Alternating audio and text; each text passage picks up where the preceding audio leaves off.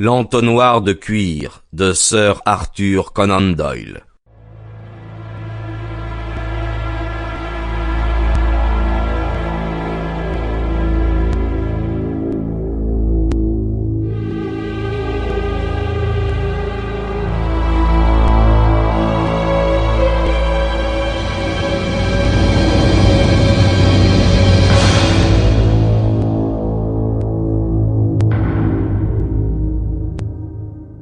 Mon ami Lionel Dacre habitait avenue de Wagram à Paris, la petite maison avec la grille en fer et la modeste pelouse qui se trouve sur le trottoir de gauche quand on descend de l'Arc de Triomphe.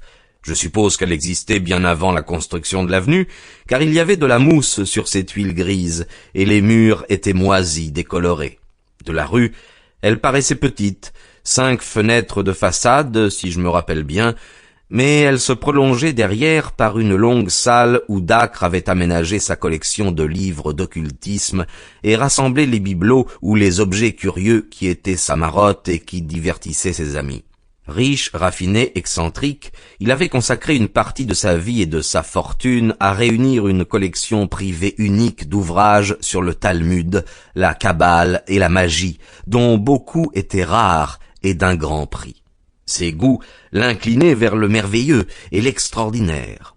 On m'a assuré que ses expériences en direction de l'inconnu franchissaient toutes les bornes de la civilisation et de la bienséance.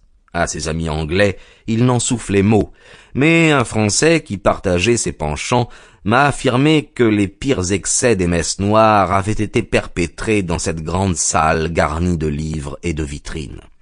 L'aspect physique de Dacre révélait la nature de l'intérêt qu'il vouait aux problèmes psychiques, avant tout d'ordre intellectuel.